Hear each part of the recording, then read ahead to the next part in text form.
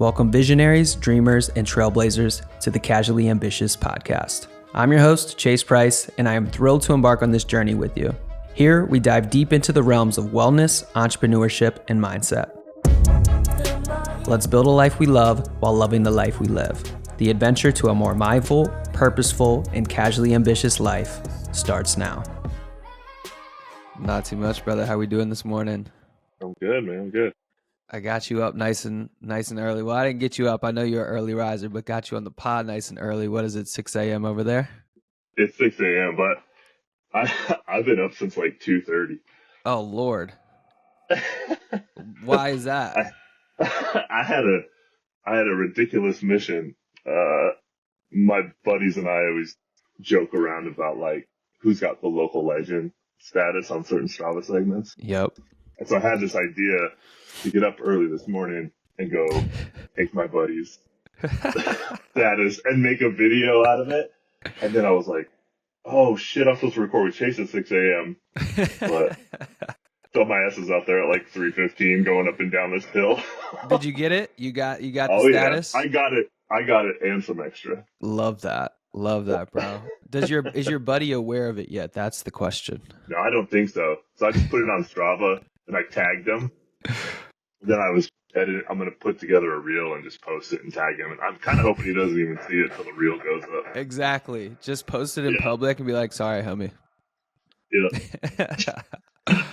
Cool, man. So I gotta start and ask the question: how long you been grooming this beautiful beard for? Like, how long is this in the making? I've had a beard for like probably 15 years. Holy shit! Like to some degree. I shaved it off totally in September of 2020. Okay. That was like, I've had a beard since then, but like, yeah, that's the only time. And I've been with my wife for like 10 years.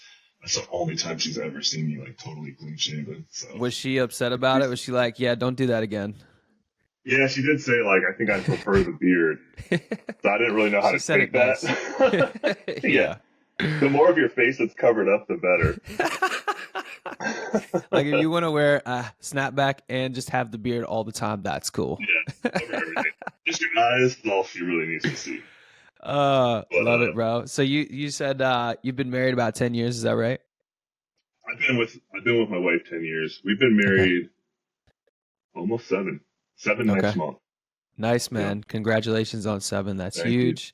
And you're a dad. Do you have I know you have at least one running around. Is it just one? I've got 2. I've got I got 2 boys. So the oldest is going to be 3 next month. And the youngest just 6 months. Okay. So, wow. Yeah. So you're in the thick of it. Oh man. Yeah. We'll get into that because by the time this airs, so today's June 14th, this is not going to air until mid-July, late July, maybe early August. So I can say this. We haven't announced it on social yet, but my wife is pregnant.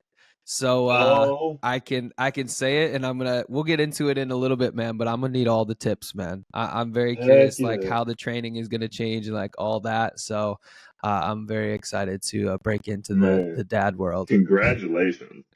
Thanks, man. Thanks. I get so excited now because like when people have kids or when people get pregnant, I get so stoked for them now because now I know what it's like. Yeah, it's awesome, dude. Yeah, love it. Well, cool, man. Well, thanks so much for popping on. I appreciate you.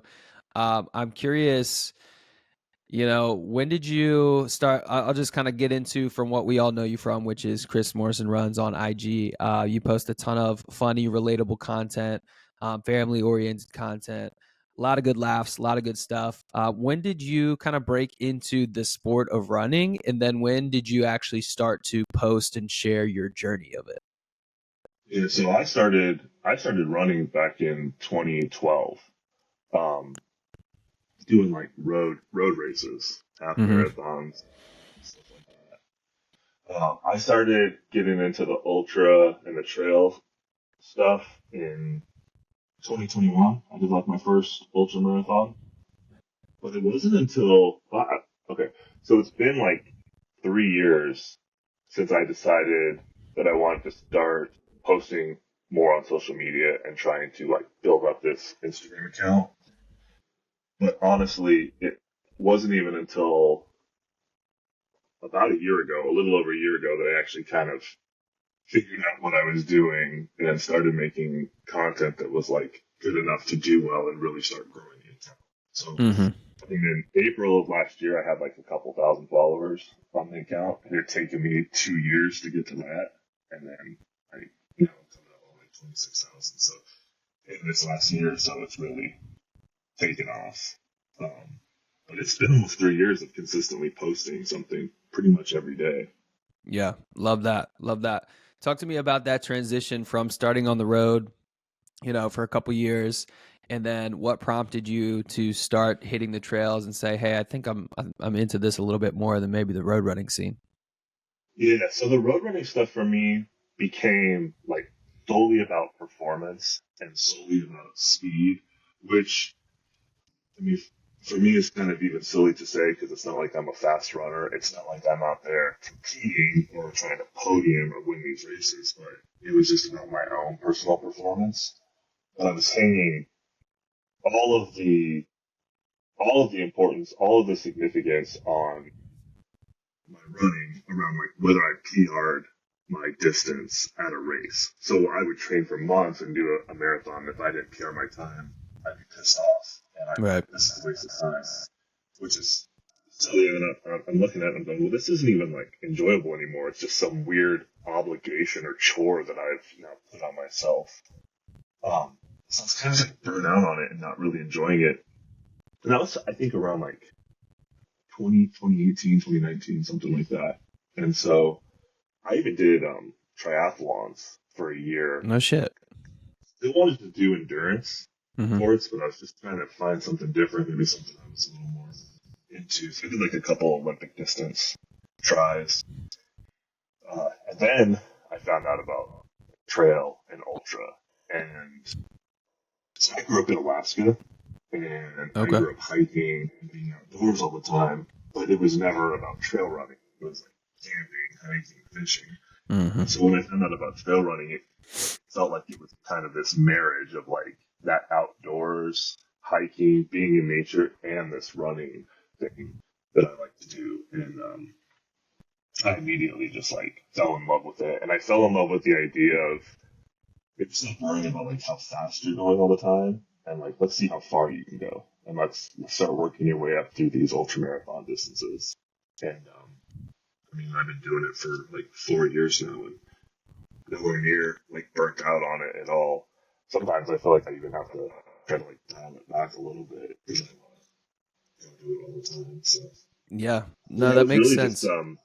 yeah, it was really just that the trail and the ultra kind of like fulfilled a lot more for me than just purely the road running for speed. I like how you framed it too about how, and it's true. It's like comes with the territory of road running is like speed, speed, speed, this or PRs, big races, Boston, like all this stuff. And my wife's a great example of this too, is I got her to run a half marathon last year, which was awesome. We ran she ran the Richmond half marathon. And I was like, okay, so are you interested in running a full by any means? Like, does that interest you? She's like, honestly, after seeing you jump into the ultra world, I'd rather run like a 50K than run a marathon because of the lack of pressures. Like, there's not this, I got to get a sub 4. I got to, push myself. I got to go run speed workouts once a week and training or whatever. It's just like, nah, you just go out there, you have fun, you eat some snacks, and you run for, half a day, and it's a fucking blast. You know what I mean? So there's that totally different mentality about it.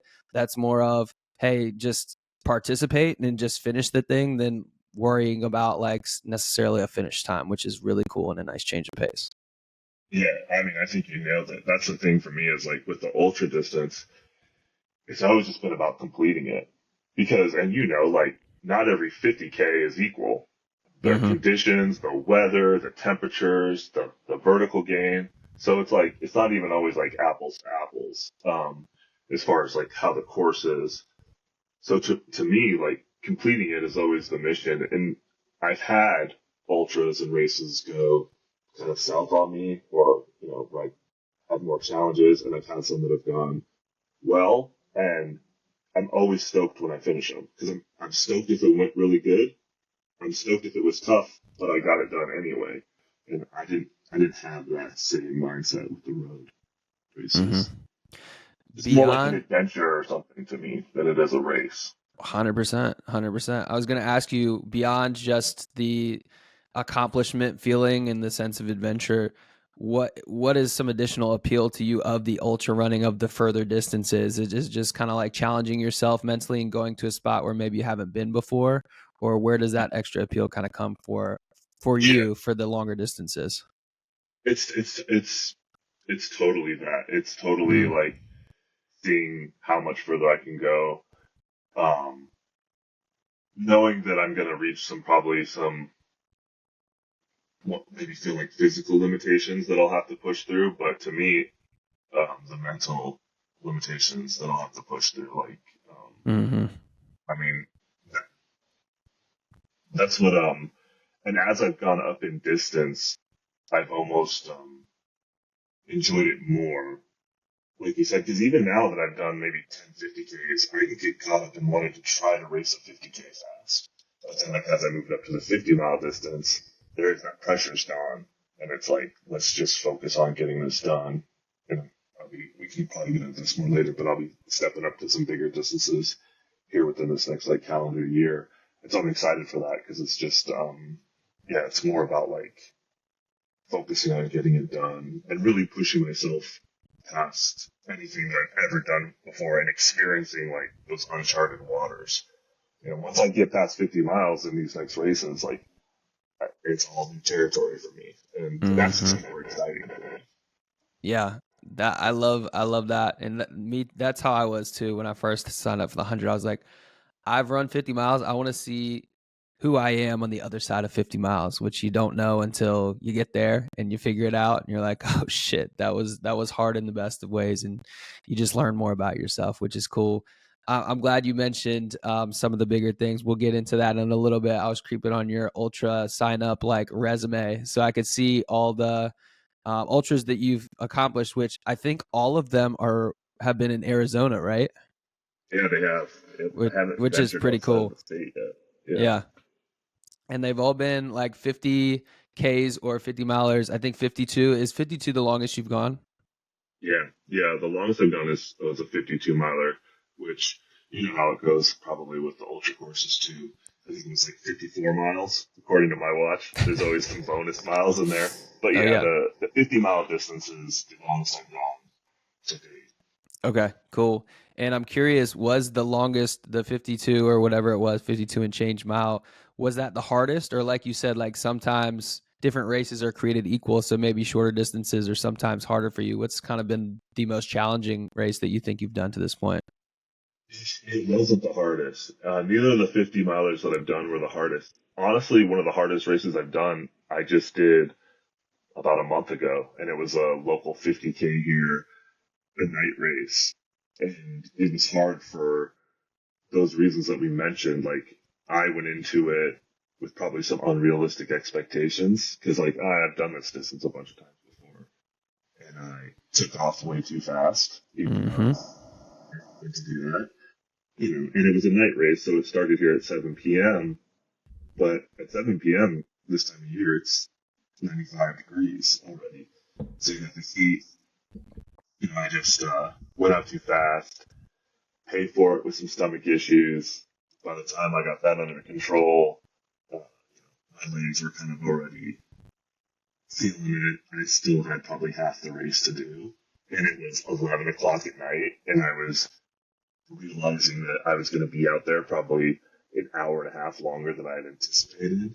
And so just all the mental stuff starts getting to you. I'm like, man, and it's a looped course. So like I struggle with loops. It Mm. was just 4 loops, but once I do that loop once or twice, then I'm just thinking, man, I know exactly what I got to go and do again. And it Yep. messes with me mentally. So between the loops, the stomach being off, you know, frustrated that I was realizing I was going to be way slower. It's 11 o'clock, it's midnight, and I'm on a Saturday night, and I'm just, the mind's just going like, what are you doing out here? And you come through the start finish, you know, 3 or 4 times. And so I'm like, my car is right there when I come through this halfway point. I'm just gonna get in my car and leave. You know, I even called my wife and told her that I was gonna drop, which I've never done. I've never even considered dropping from a race, and I was like 98% sure I was gonna drop. Mm. So that was honestly probably one of the toughest ones maybe ever, and it was because I just made a bunch of dumb mistakes at the beginning, and it was mentally just more challenging than anything. Like on paper, I've done much more difficult races, like distance wise, vertical gain wise, but mentally, man, I just struggled through that one Yeah. and had to Yeah. push through that wanting to quit. And being frustrated because I'm like, this is a 50K. I've done 10 50Ks. I should be able to, this should be a walk in the park, which is also a stupid thought to have because 31 miles is still 31 fucking miles. 100%. Some of these Yeah. courses will just humble you, man. I'm curious. Let's go back to when you're 98% sure you're about to drop. There's 2% of you that's like, all right, no, motherfucker, you got to keep going. Talk me through that moment. Like, when did you decide to flip the switch and say, no, I'm actually going to do this? I'm going to push it out and make this happen? Man, I honestly kind of got bailed out by my buddy. Like, Mm. I got to, my buddy was also doing the race. And so I got to the start finish and I was pretty sure I was just going to leave. And I'm standing there at the aid station. I'm just eating some stuff. I'm drinking some stuff. I'm trying to actually make that final decision to turn around and get in my car. And I'm actually talking to a guy who was there who I knew and making chit chat with him and trying to keep up this like appearance so that I'm just happy to be out there. But in the back of my mind, I'm like, as soon as we're done talking, dude, I'm in my car and I'm out of here. And my buddy walks up and I just look at him. I'm like, if we don't stick together on this, like, I don't think I'm going to finish it. He was like, fuck that, dude. We'll just go together. I'll just stay with you. He was like, I don't care. I had actually kind of roped him into doing that race with me anyway. It was somewhat of a last minute decision. He was like, I don't care about this. This isn't something I like train for. It's some A goal. Let's just go do it together. So we just got back out there and I just had that companionship and that moral support to help carry me through. And I knew once I started, I knew if I could just start that third loop and get that done, I knew once I started that third loop, I wasn't going to like turn around and walk back to the start finish. So I knew I'd finish that loop, and then it's like, okay, well, you're 75% of the way done now. You might as well just finish it. So meeting up with my buddy and just forcing myself to start that second loop or that third loop, I should say, was really all I had to do. Just kind of put one foot in front of the other and force myself back out on the course and commit to that. Yeah, I wasn't going to turn around and walk the opposite direction. That's too demoralizing. 100%, man. The walk of shame going the wrong way, going Oh back. man, yeah, I Can't do don't think I that. could handle that. The ego couldn't handle that.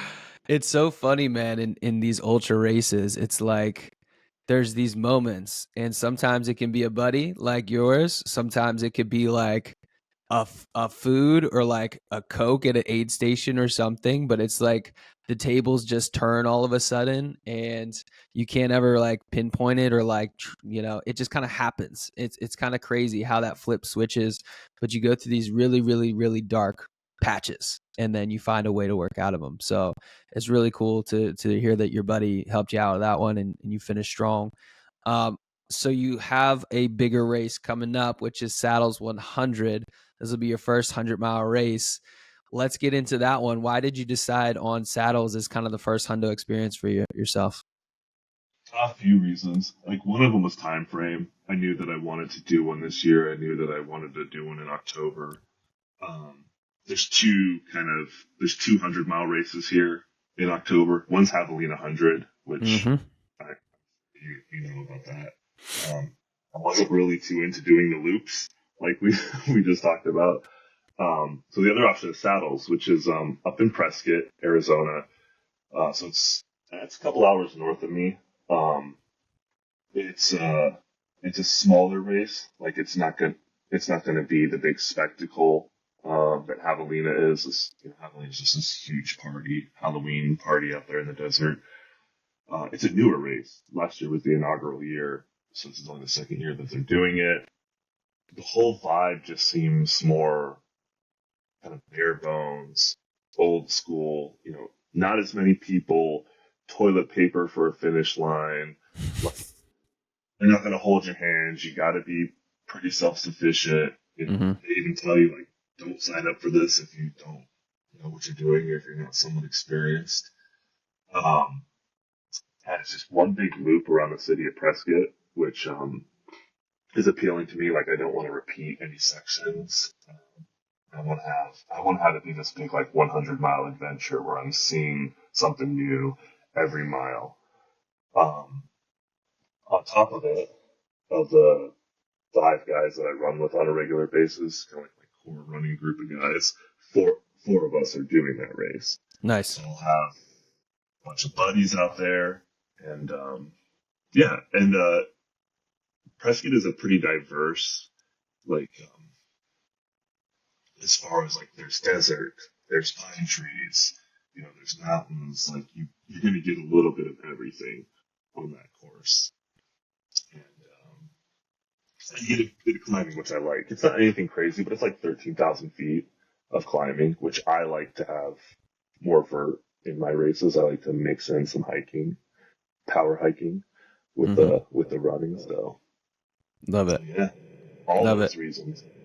And you're obviously in Arizona yourself, so is the terrain similar for training purposes to what you're going to encounter close by your house and your typical everyday trails that you're hitting?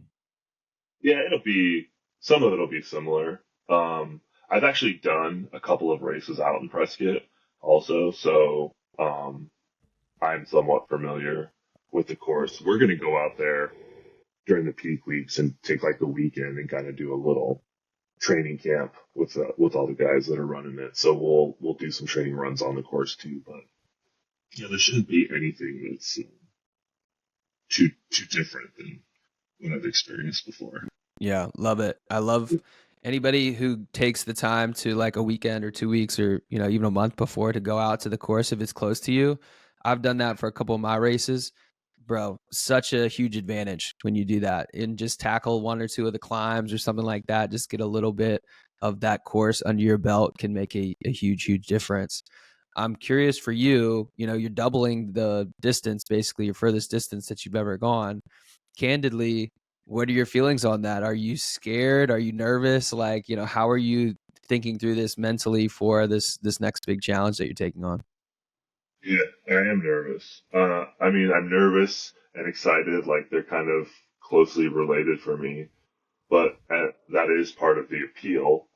But yeah, I mean, like we talked about earlier. I mean, once I get past that 50-mile mark, like it's totally uncharted waters for me, and I'm not naive enough to know that I probably can't even really anticipate what I'm going to experience. Like, there's probably no way to Yep. replicate that until I'm in it, and I know that. So I know, like, no matter how much preparation I do, I'm going to probably come up against some experiences, some challenges that I've just not been able to experience before, or maybe not been able to prepare for. And that is a little nerve wracking and exciting. Um, and that's also part of the appeal for me. I don't want to go do something where I kind of know exactly how it's going to go. That's part of the adventure. That's part of the challenge. But yeah, I'd Hmm. be lying if I said I wasn't nervous, and I'm still 3.5 months out and I'm nervous. So I'm sure that is only going to build as it gets closer, especially probably once I hit those taper weeks. Hmm. Yep. But I'm yeah, but I've got a coach that's really experienced. Um, I'm gonna have a lady out there pacing me who's super experienced, so that gives me some comfort that I'll be in some knowledgeable hands.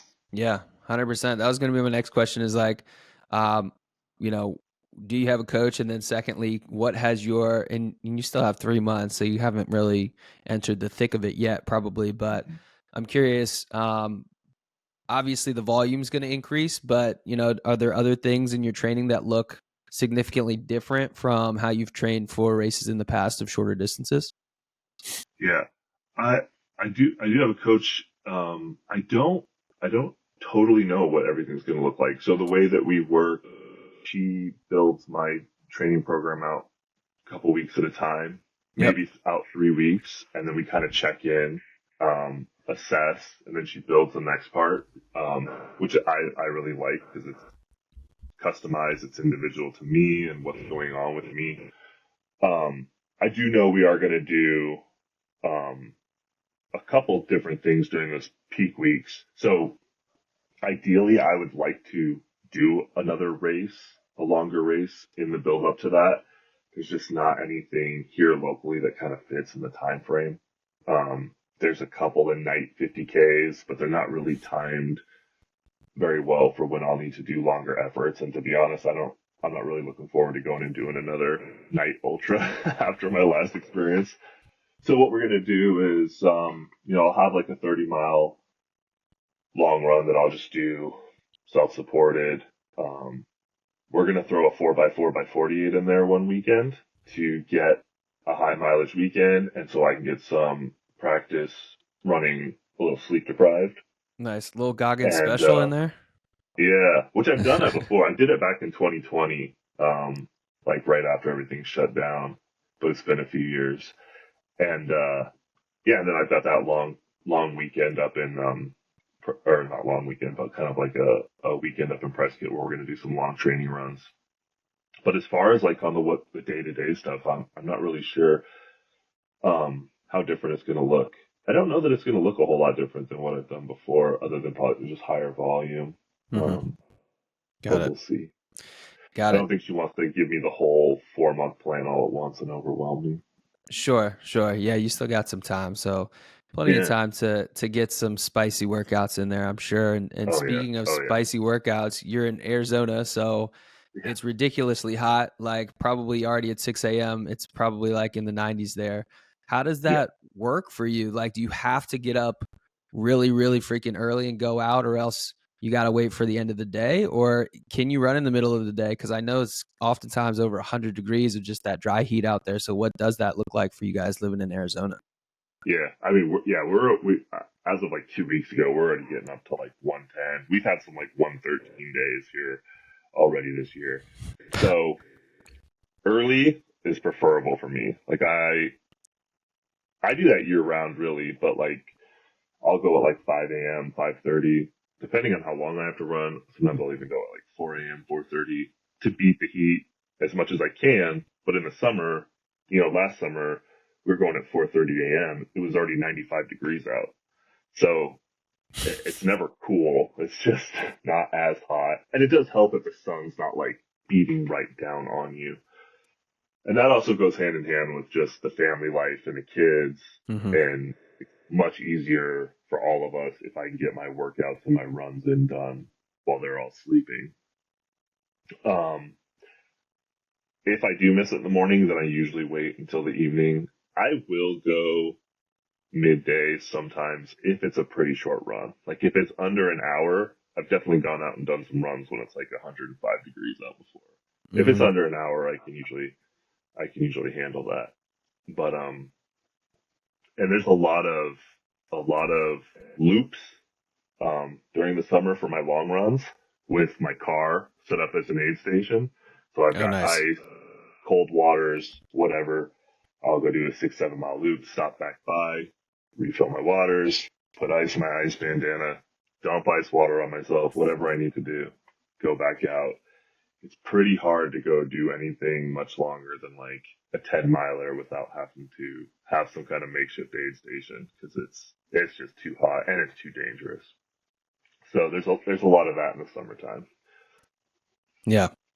Yeah, that makes sense. It's brutal out there. I mean, in the South, over on this side, we complain about the humidity, but I think in comparison, you really can't compare, man, to like just 110 of dry heat in the daytime and trying to go out has got to be crazy. Yeah, I mentioned a little bit earlier that I was looking at your ultra sign up. I saw something that was a little bit longer than 100 miles, bro. I yeah, saw yeah, something in the 200s, in the 250 range. Let's talk. Let's talk about Cocodona. So you're officially signed up. You're committed to doing that next what, April?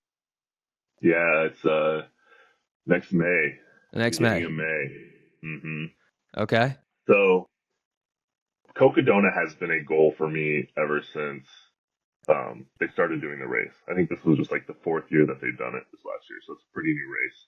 But I knew it was like a long-term goal. In the back of my mind, I was like, I'll do a 100 miler this year. Maybe I'll probably do a couple more next year. have that experience, and then like 2026, I'm gonna go for 250 at Cocodona. That was the plan. So you know how all these companies do these Instagram giveaways, Yes. and they're like, just tag your buddy in the comments. I did that, and I won a free entry into Cocodona for next year. And so I got to pick the distance. So like, there's a 38-mile distance, there's a 125-mile distance, and there's the 250. And so when I found out I won it, immediately I'm like, well, if I got a free entry, I got to go for the 250. Right. But I did text my coach, and I was like, I won this thing. This is what I want to do. Before I like confirm it with them, is this completely stupid? And she was like, no, you have a year to prepare for it. Like, focus on your 100-miler, and then after Yeah. that, we'll focus on Cocodona. But you can do it. So I committed to it, and I am officially signed up to Love go it. hike for 5 days next spring. Yeah, we already did the hardest part, which is just like the sign up and the commitment to it. So now you just got to figure it out from there, which I'm sure you Yeah, will. You got plenty of time, man. So, well, I'm I look, really excited. yeah, I yeah. So my coach, she's done Cocodona before. She did it in 2022, so she has that experience. And from the people that have done it, I know a bunch of people here who have done it. Just because it's a race that's in our backyard, hmm and they've all told me it's a totally different animal than the 100s, and not necessarily because you have a lot more time. There's a lot more hiking. Like, it's more like a through hike than it hmm is, maybe feeling like it's a running race. Like, it could even feel like, for 100-mile distance. So, but yeah, I'm really excited for that. It's hard to not think about that more than I've been thinking about saddles, but I'm trying to stay focused on saddles. Yeah, 100%, 100%. Let's talk about your focus on kind of the personal brand and the social media aspect. I'm kind of in a very similar boat to you as far as the growth in the last year or so. I think this time last year I was at like 6, 7, and now I'm very similar to you, like under 30. I think I'm at like 27 right now. But it was really just kind of, for the first year for me, it was experimenting and seeing like, all right, what hits? What do I actually like to post? I'm just kind of throwing shit Mm-hmm. at the wall right now. Let's see what sticks, Mm-hmm. what gets some traction. And then you find a little bit of a niche or like a community that really resonates with your stuff, which I think you've done a tremendous job of doing over the last, year or so in growing your following. Talk to me about the beginnings of like finding what that niche was for you. Were you just, and when you made that transition, you said you were kind of posting for a year or two, just posting and not being super, super intentional maybe, or super creative with what you were posting. So what did that transition look like when you started taking things a little bit more seriously and realizing where you wanted to go with it? Yeah, yeah. Like you said, so like it was starting off, it was throwing shit at the wall and like just seeing what worked, and then not even really knowing what I wanted to do. And I'll be honest, I mean, for that first year and a half or so, my posts were, I don't say they were like trash, but they were just unoriginal, just generic. Like me running with some audio soundbite over it or a trending audio, like just not very creative or personal, like something that anybody could kind of put together. And I like that you said like learning what you want to post, because that's been something that's been more important for me recently, because I know there's certain things that I can do that do well, but it's just not always the stuff that I want to make, or like what I want to be known for or be followed for. I don't want to do something just because it works if it's not authentic to me or who I am. But basically, I started having some success with like some of the funnier stuff. And that honestly came about by me just being more of myself, because I like to joke around. I like to have fun. Like, I don't, I take this, I take the like trail running and the training and stuff like that seriously, but like I don't take myself too seriously.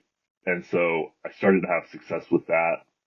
I started doing a lot of more just funny posts, posts that, were funny enough that other people would want to share, because that, I think that to me seems to be the number one key to growth, is like make your content shareable Mhm. so it gets out to more people.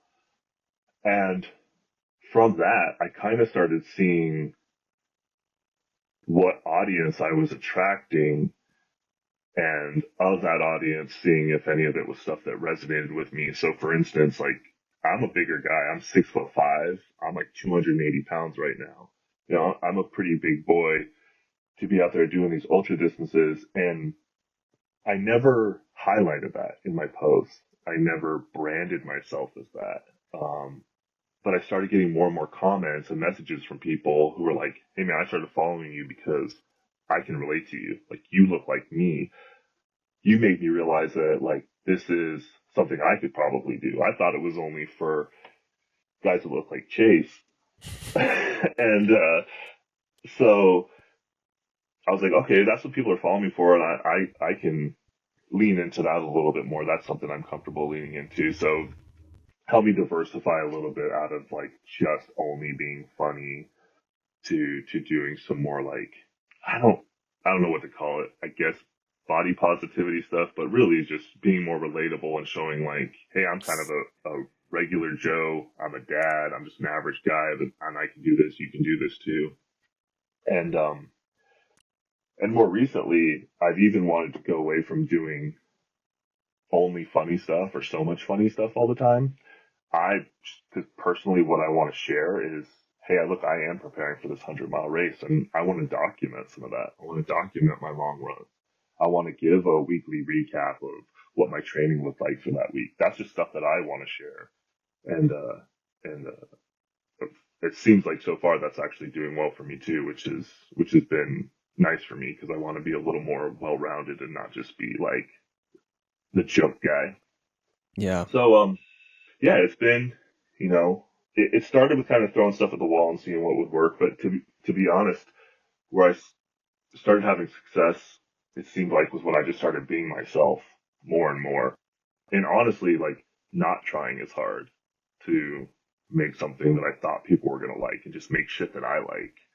Mhm. And that's when it actually started connecting better with people. And like you said, the benefit of that is I think I found an audience that's pretty engaged with what I like to post.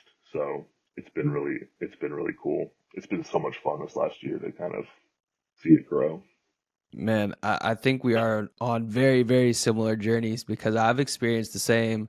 I've got some success with some of the funny stuff. The beautiful part about us as runners, man, we're so damn easy to make fun of. So it's easy to go out there and make a reel just making fun of ourselves about, whatever it is.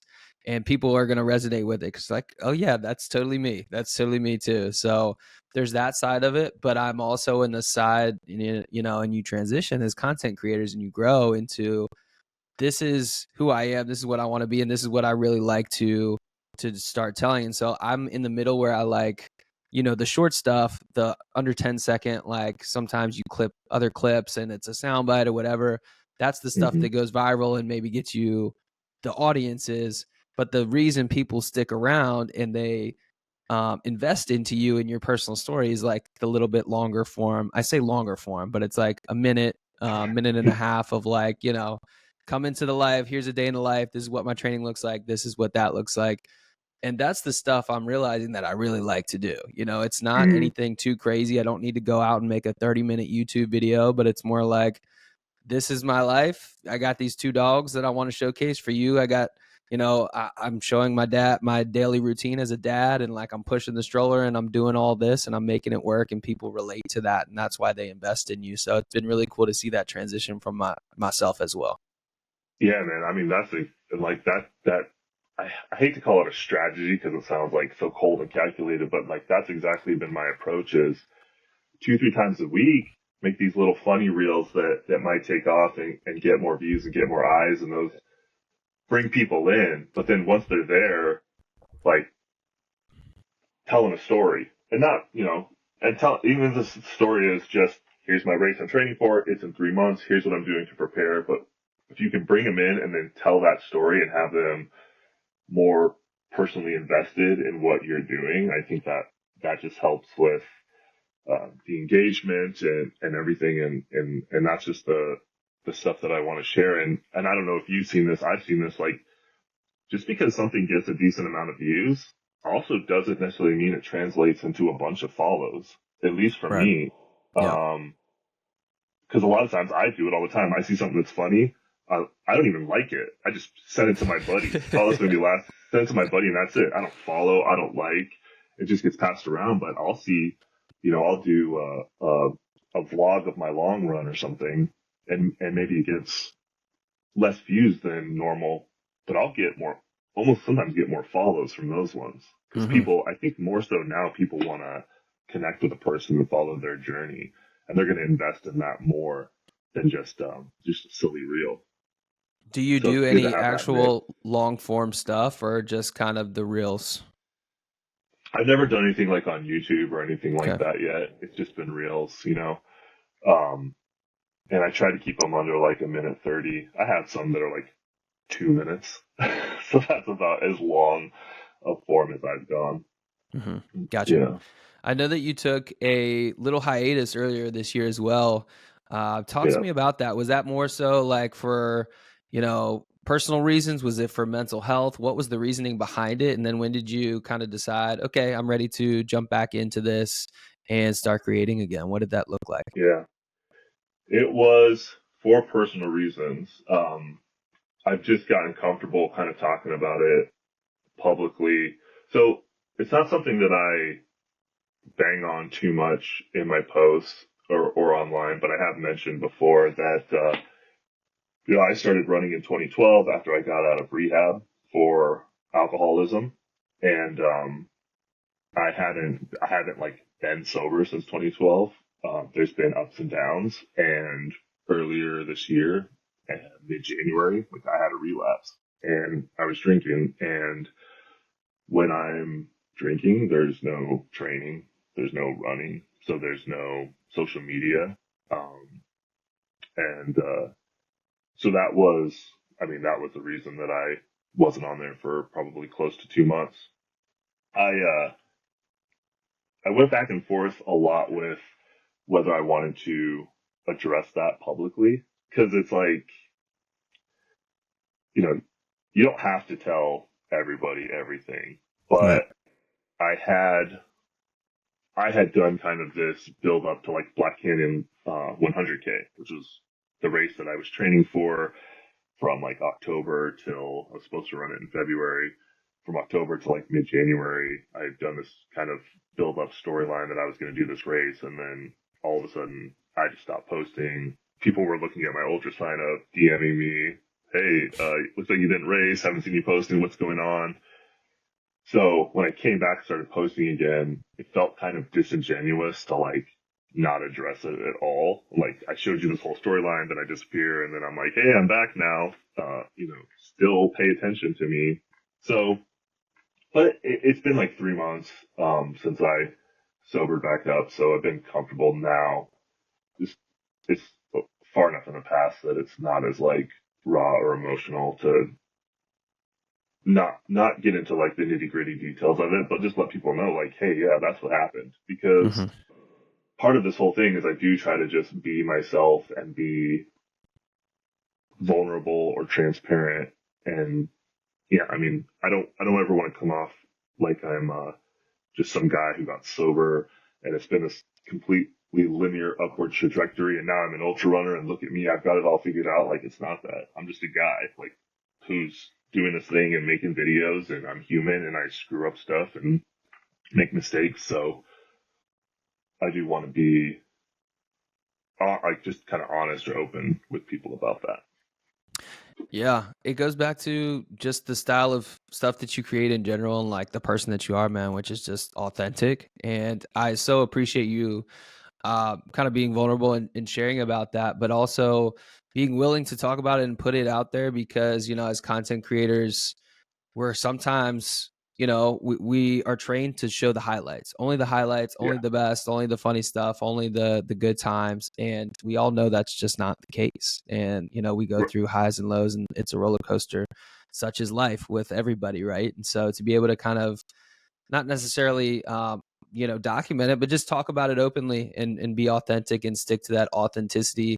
Again, is why people gravitate towards you is through that. And so I appreciate that rawness and that emotion that comes with that. Yeah, I would feel like too much of a phony, I think, if I just never really addressed it and kind of just tried to play it off like something that it wasn't. And to be honest, like I've benefited, whether it's from a social media post or a podcast or whatever, of other people being able to like be open and be willing and be vulnerable and share their ups and their downs. So if I can maybe be that for somebody else, then I'm down to do that. But there definitely was some trepidation about saying anything at first, just because that was the first time something like that had happened in my life, where I had a little more of a public following or some kind of notoriety. So you're kind of like, how much of this do I really, of my personal stuff, do I really need to show everyone? But Mm-hmm. to just tell people what happened on kind of a high level basis, I think I'm okay with. Have you always found running as like that positive outlet for you of like when I'm dialed in and when I'm running and when I'm on my shit and I have races on the calendar or whatever, like I'm the best version of me and it kind of keeps me on track. Do you use it like that, or has it just kind of been a part of you for a while now? Mm. I did it first. I think Mm. I probably relied on it too much to be like my solution to this mental health stuff or this addiction stuff.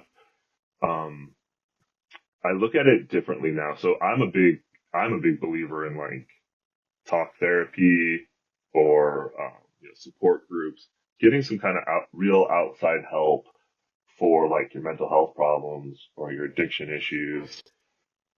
I look at running more now as just something that I love to do. Like it brings me a ton of joy. It fulfills me in multiple different ways, but it's not the thing that keeps me sober. It's not going to be the thing that keeps me sober. And I look at it as running is something that I get to do when I am sober, not not the thing that keeps me sober. So I have this passion, I have this thing I love to do that I love to pursue, and if I'm drinking or if I relapse or something, like that's not happening. So it's more of just the lifestyle that I love that isn't possible if I'm getting loaded all the time. Yeah, Yeah. makes sense, man. I love that answer. I appreciate that. Back to kind of the content creation, the storytelling, all this. Um, Obviously, you've gotten better as the years have progressed with the storytelling and the content creation. Um, Talk to me about that process of like, early on. I think you kind of nailed it. Early on, we're just like we want to get in the game.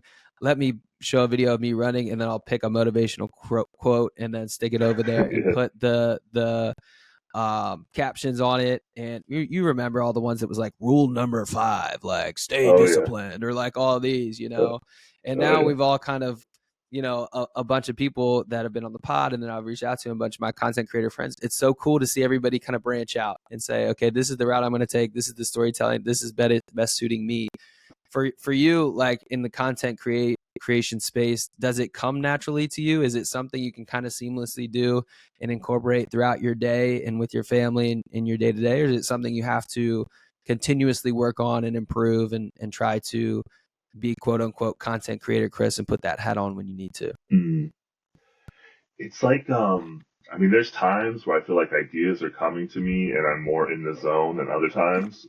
There's definitely times where I'm like, I don't even know what the hell I'm going to post today or tomorrow. And like, I think I'm out of ideas. This is probably all a fluke. I probably Yeah. fumbled my way into growing this audience. But I really think it's like anything. It's like anything that you practice, anything that you do repetitively and consistently, like you just get better at it and you learn things along the way. And, like I've been doing it for long enough now that I almost, and sometimes it's annoying, but almost always in the back of my brain, I have like the content mind running. So something happens, something sparks an idea, I'm like, oh, that's a good idea. And I'll just go on my phone. I have a list. There's like 50 things on there. And I'll just write down something. It's just a few words. it's not a fully formed idea, but I know there's something there, so that when I want to go make reels, I can go through that list and see if there's anything that I want to make. And sometimes I see some of the ideas, so I'm like, that was stupid, delete that. Right. But Most of but them for me. yeah.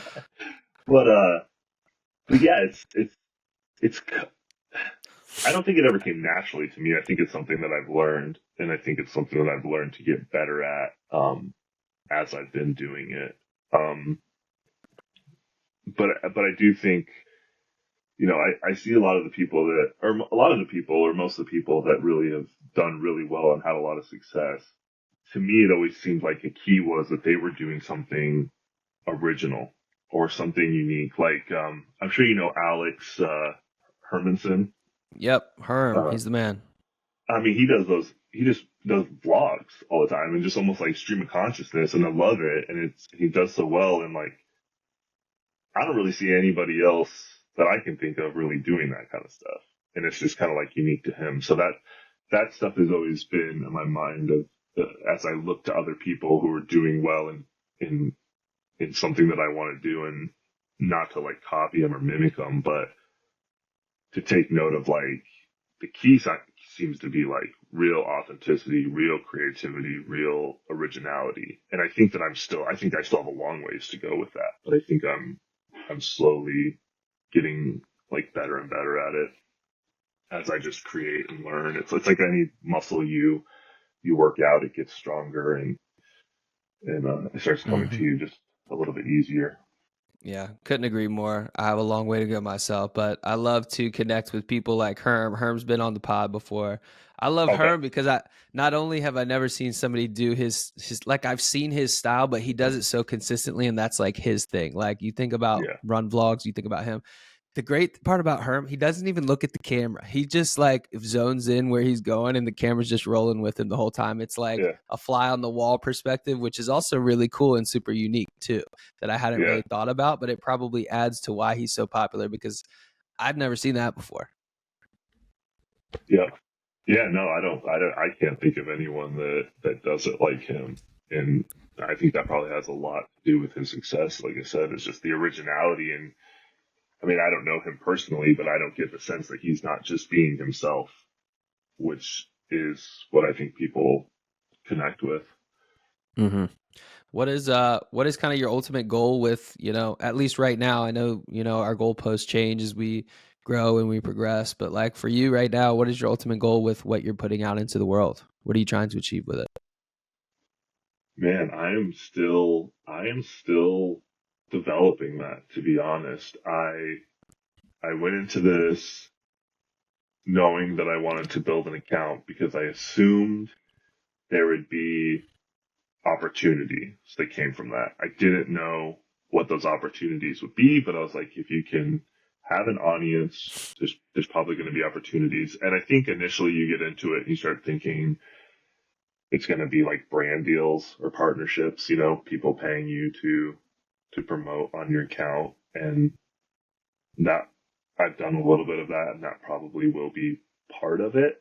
But I honestly think that that's not even going to be like the biggest part of what I'm trying to do as far as like goals. I mean, I'll just be honest. Like my ambition with this was to make it big enough that I could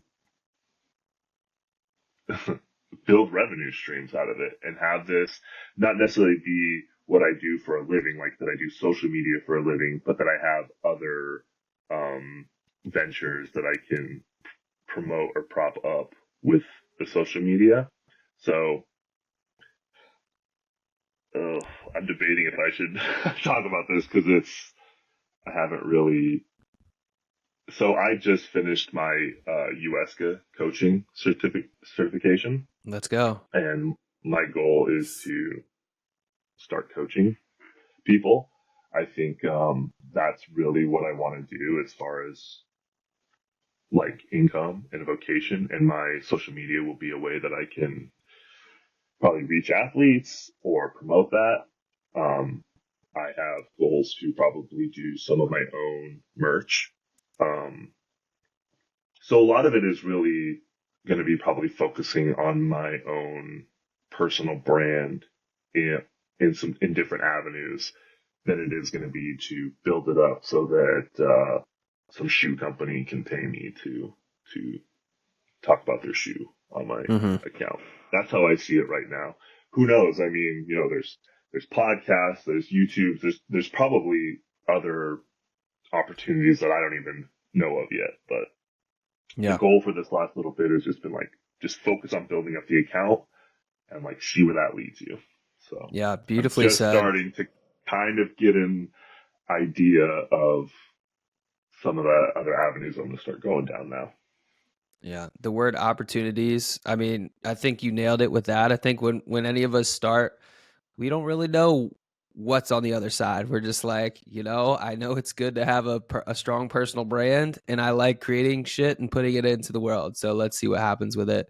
And then it kind of turns into something you never anticipated down the road, like a coaching career or whatever it may be. But it's like build the audience, and then you can leverage that into whatever you decide your passions are and where you want to take it, which is, Yeah, I've exactly. done something very, very similar. So I totally feel you on that. That's really cool.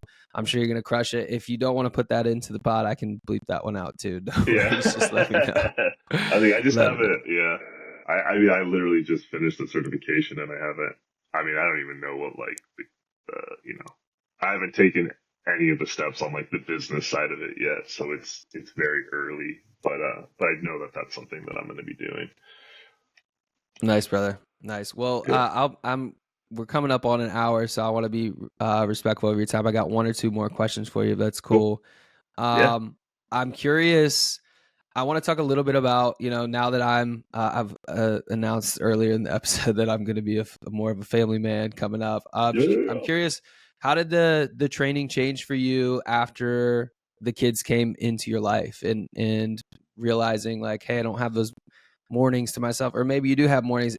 Would you say the biggest thing is like communication with your significant other and being like, okay, the getting ahead of communication in order to get my training in because I'm prioritizing that and making it a continued part of my life. It's not going to change.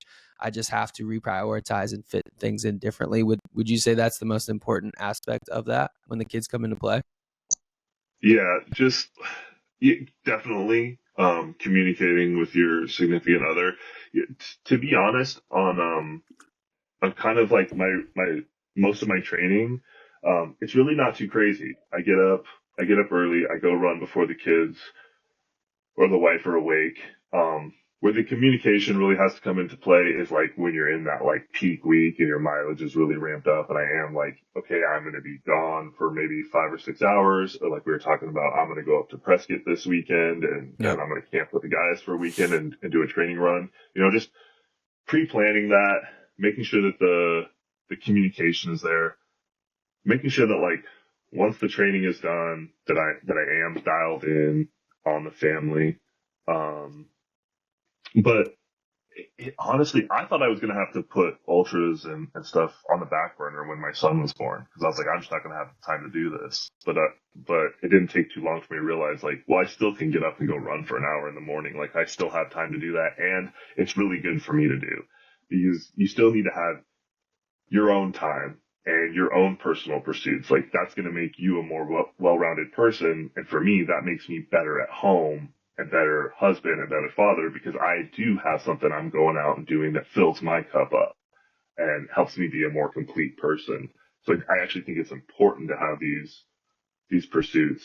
Um, and there's time in the day. It does make you have to be. I mean, you seem like you're pretty disciplined and regimented already, but it did make me have to be like, there's no hitting snooze on the alarm. You got to get up and go. So Hmm. it did force me to be more disciplined with this is my time frame to do my run, so I better get up and go do my run. But also, man, get a jogging stroller and Yeah, like baby. take the kids. I already They bought one, love it. bro. I'm like, Yeah, I heck saw it on yeah. Marketplace. I'm like, babe, that's a $1,200 stroller for $300. Buy it. That's that's what I did. I did it with both. I bought the Bob Rambler, and I just bought the same one, but it's the double. I got it off Marketplace because those things Yes, are like eight sir. nine hundred bucks, and I got it for like a couple $100. Love it. But yeah, take the kids, man. They love it. They think it's a blast. We get to spend some time together. Yep. It's Love it. it's really doable. It's you know it's it's not gonna take away from your like training, I don't think at all. Like as much as Yeah. you think it is, because I thought it was gonna be like, oh, I just gotta focus on being a dad 24/7 now, and I can't go do anything extra for myself. But now you totally can. Yeah, and I think that's a good segue into my next question, which is, you kind of mentioned this earlier, is that a lot of people that resonate with you are like, some bigger guys, and they're breaking into this sport and realizing, oh, I can do this too. I don't have to look or, feel a certain way in order to do this. Anybody can go out Yeah, and run. What would be your advice to kind of like, I'm just going to say like an average Joe or something like yeah, that, who they're feeling like they want a greater purpose or they need something more, like a greater challenge in their life, but they still have, these self-made excuses that we always use, which is family, work, other obligations, things like that, that kind of continue them on the hamster wheel. What would you kind of say to them as a word of advice, to try and break through and break out of that? man. It sounds like the most generic and cliche thing ever, but this is what I tell everybody is like, if you want to do this, just start doing it. Like start working towards it. You don't have to run an ultra in 3 months. You don't have to run an ultra in a year. You can make it a 2 year goal, but like whatever level you're at, just start. If that means you can go run around your block for 1 mile and take some walking breaks, then do that. I think people what I see often is people want to know exactly how everything is going to work out, and they want to know all the details and all the information before they make a start. And it's like impossible to do. At least in my experience, I learn from doing and experiencing. I don't learn from like researching what's the best shoe. Oh, what's the best gel? What's the best way to hydrate? Like, how am I going to find time to do this and do this? Like, the way you find out is just go do it and try things and Yeah. make a start. And along that process of you learning, you're also making progress. So just go do it. I like don't my dad used to always use the phrase paralysis by analysis. Like you're not gonna think your way into it. I don't think you just gotta do it. That's the only way the only way to do it is to do it. So just make a start. Whatever level you're at. Well said. Well Yeah. said. Love it. Last question for you, man. What has running taught you about life? Ooh. A couple things. It's taught me like hmm, I think how I want to word this. Like I think back to like when I struggled a lot with drinking. Like when things got hard, I always wanted to like just check out and quit. And drinking was my way of doing that.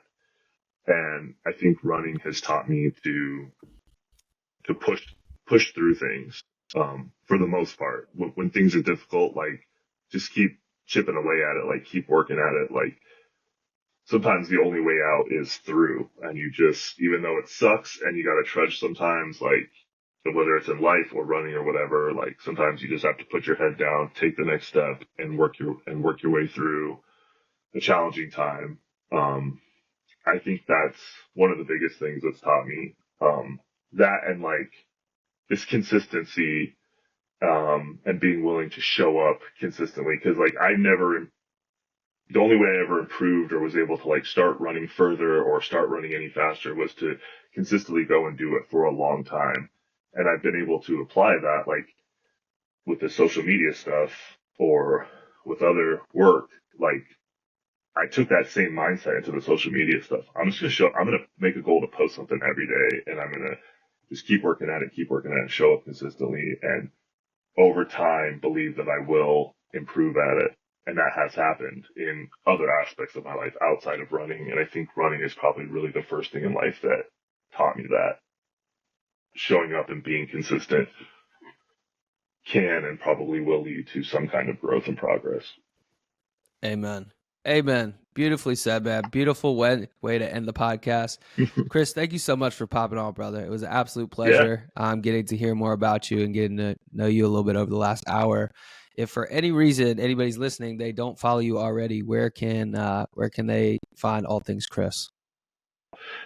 There's just the Instagram. It's at Chris Morrison Runs on Instagram. Chris Morrison _runs.